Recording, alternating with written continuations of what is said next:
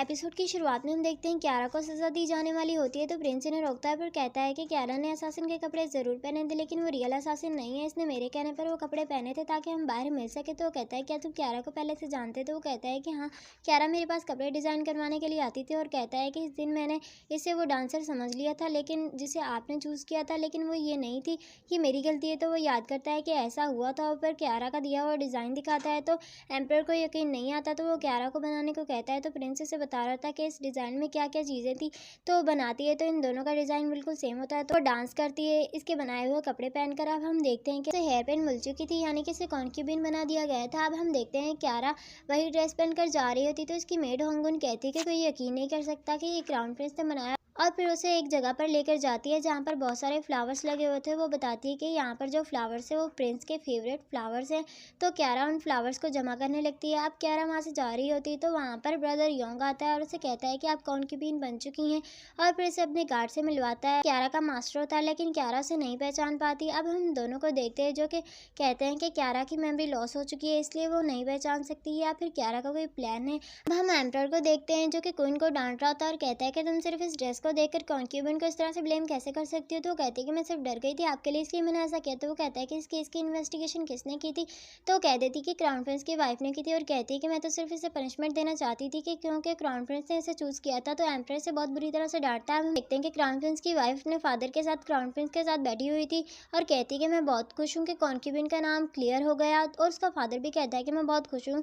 तो crown Prince उनसे कहता है कि तुम्हें क्या लगता है तुम लोगों से महल से बाहर निकाल सकते हो, तुम्हें ऐसा लगता था, और उन्हें बातें सुनाने लगता है। तो वो दोनों कहते हैं कि आपको कोई मिसअंडरस्टैंडिंग हुई होगी। क्राउन प्रिंस कहता है कि मुझे सब कुछ पता है, आप किस तरह से उसे डिफेंड कर रहे थे, और कहता है कि आप लोगों को क्या लगता है जो डांसर उस दिन भागी थी उसे किसने बचाया होगा। वो बताता है कि मैंने उसे सेव किया था और पहले से भेजा था। तो उसका फादर कहता है मेरी बेटी की कोई भी गलती नहीं है, मुझे माफ़ कर दीजिए, जो सज़ा देनी है मुझे दीजिए। तो वो कहता है कि मैं तुम दोनों को सज़ा नहीं दूंगा, लेकिन दोबारा ऐसा मत करना। अब हम क्राउन प्रिंस को आर्चरी की प्रैक्टिस करते हुए देखते हैं जहाँ पर वो क्यारा के बारे में सोच रहा होता है। कहता है कि क्या सच में वो असासिन है, और जैसे ही अपना एरो चलाने लगता है तो सामने क्यारा होती है, तो उसकी तरफ अपना एरो करता है। तो आईने में बैठा हुआ एक ही कहता है कि तुम्हारी हिम्मत कैसे है मेरी वुमन को मारने की, और वहाँ पर कोई परिंदा आकर प्रिंस के ऊपर गिरता है तो उसका एरो छूट जाता है। तो क्यारा उसके एरो से बचने के लिए साइड पर होती है। जैसे ही क्यारा गिरने वाली होती है तो क्राउन प्रिंस जाकर उसे बचा लेता है और कहता है कि दोबारा यहाँ मत आना। तो कहती कि मैं आपका थैंक्स करने के लिए आई हूँ। तो वो कहता है कि ये सब कुछ मैंने तुम्हारे लिए नहीं किया था। तो वो कहती है कि मैं फिर भी आपका थैंक्स करना चाहती हूँ। अब हम रात का सीन देखते हैं जहाँ पर एक ही मिरर में बैठा हो क्राउन प्रिंस को सुलाने की कोशिश कर रहा था, लेकिन एक को खुद ही नींद आने लगती है। तो वो कहता है कि ये सो क्यों नहीं रहा। अब हम क्राउन प्रिंस को देखते हैं जिसका सर्वेंट कहता है कि मुझे नींद आ गई थी।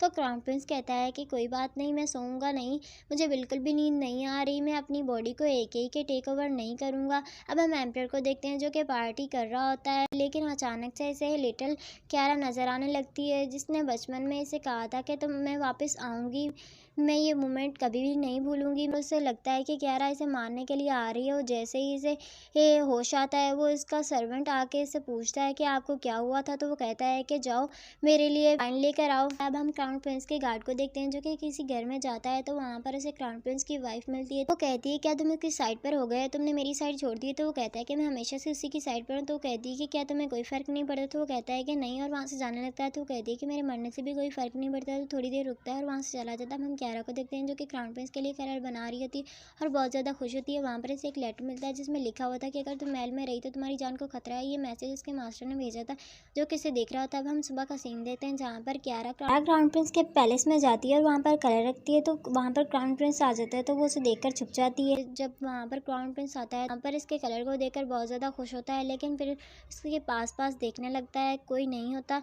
लेकिन वो क्यारा को ढूंढ लेता है। और जैसे ही वो क्यारा को ढूंढता है तो उसे वो लिटिल क्यारा नजर आने लगती है जो आग में जल रही थी। तो उसे देखकर कहता है कि क्या तुम सच में एक असासिन हो। तो उसकी तबीयत ख़राब होने लगती है और कहता है कि अगर तुम असासिन हो तो मैं तुम्हें मारने के लिए नहीं छोड़ सकता। उसके फेस को पकड़कर देख रहा होता है और कहता है कि जैसे मैंने इन आइज़ को देखा है मैं गिल्टी फील कर रहा हूँ, मैं तुम्हें मरने नहीं दे सकता। तो क्यारा से हक करती है और कहती है मैं हमेशा से आपकी साइड पर हूँ, आप फिक्र ना करें। तो उसे ज़ोर से धक्का देता है और कहता है तुम्हारी वजह से मैंने अपनी ज़िंदगी और अपना फ्यूचर खो दिया। और कहता है कि मैं तुम्हें एक के साथ मार दूंगा। और जैसे ही इसे मारने लगता है तो अंदर से एक एक ही इसे कंट्रोल करता है और तो उसे बहुत मुश्किल से कंट्रोल करता है। तो वो बहुत गुस्से में होता है, उसकी तलवार को पकड़ता है कि मत मारो, लेकिन वो उसे मारना चाहता है तो एक ही इसे कंट्रोल करने लगता है। अब हम देखते हैं कि क्यारा कहती है कि मैं सर्वेंट को बुलाती हूँ, लेकिन वो उसे रोकता है। वो क्यारा को पकड़ कर रखा हुआ था तो और कहता है कि तुम यहाँ से चली जाओ। एविल पावर और उसे शोर मचा रहा होता है, कुछ होने लगता है तो क्यारा देखती है कि इसकी आंखों को कुछ हो रहा होता है और वहाँ पर इसके सर्वेंट आते हैं तो उसके सर्वेंट उसे उठाकर ले जाते हैं। अब हम देखते हैं कि क्राउन प्रिंस के पास फिजिशियन होता है जो कि कहता है कि इसे बुखार है, लेकिन थोड़ी देर में ये सब कुछ ठीक हो जाएगा। तो क्यारा कहती है कि इसकी स्पिरिट जो है वो वीक है। तो फिजिशियन कहता है कि तुम्हें कैसे पता, तुमने मेडिसिन की स्टडी की है? तो कहती है कि नहीं, तो इतनी ही देर में एक ही को होश आता है और कहता है कि क्योंकि इसने बहुत ज़्यादा स्टडी की है इसीलिए इसे सब चीज़ों के बारे में पता है। तो लोग हैरान होते हैं कि ये ठीक हो गया, लेकिन क्यारा जब इसकी आंखों को देखती है तो क्यारा को इस पर डाउट हो जाता है। तो वो क्यारा की तरफ देखता है तो उसे भी लगता है कि इसे डाउट हो गया, तो उसे कहता है कि तुम यहाँ से जाओ। तो क्यारा कहती है कि मुझे आपसे कुछ बात करनी है। तो वो कहता है कि बाद में करना। क्यारा को सर्वेंट कहता है कि हमें यहाँ से चलना चाहिए। तो क्यारा वहाँ से जाने लगती है तो वहाँ पर क्राउन प्रिंस की वाइफ आ जाती है जो कि क्राउन प्रिंस के लिए बहुत ज़्यादा फिक्रमंद हो रही होती है। तो क्यारा भी इसे देख रही होती है तो क्यारा वहाँ से जाने लगती है। तो क्राउन प्रिंस उसे बहुत प्यार से ट्रीट कर रहा होता है तो क्यारा देखती है तो क्यारा को बहुत बुरा लगता है तो वहाँ से चली जाती है। क्यारा सोचती है कि कभी ये डिफरेंट पर्सन बन जाता है और कभी और याद करती है कि वो किस तरह से तड़प रहा था और कहती है कि बहुत ज़्यादा वियर्ड है। अब हम एक ही को देखते हैं जो कि क्यारा का बनाया हुआ कलर देख रहा था और कहता है कि इसने इतनी एफर्ट की है इसके लिए। और फिर इस लेटर को देखता है जिसने क्यारा ने क्राउन प्रिंस के लिए थैंक्स लिखा होता है और अच्छी बातें लिखी हुई थी। तो वो जेलस होता है और इस लेटर को फाड़ने लगता है, लेकिन वो फिर पढ़ता है कि इसमें क्यारा ने लिखा था कि आज रात में पैलेस को छोड़ दूंगी। होता है कि इसने किससे पूछा पैलेस को छोड़ने के लिए और वहाँ पर लेट जाता है और उस लेटर को फेंक देता है। सर्वेंट जिसका नाम निंग होता है वो उसके पास आता है और कहता है कि कहीं आप सो तो नहीं रहे? तो कहता है कि नहीं, मैं सो नहीं रहा। तो कहता है कि आपको सोना नहीं चाहिए। कहता है मैं जीजोंग जो कि क्राउन प्रिंस का बॉडीगार्ड है इसके साथ जाकर चैंगता से हमेशा के लिए एक ही से जान छुड़ाने का कोई तरीका ढूंढूंगा।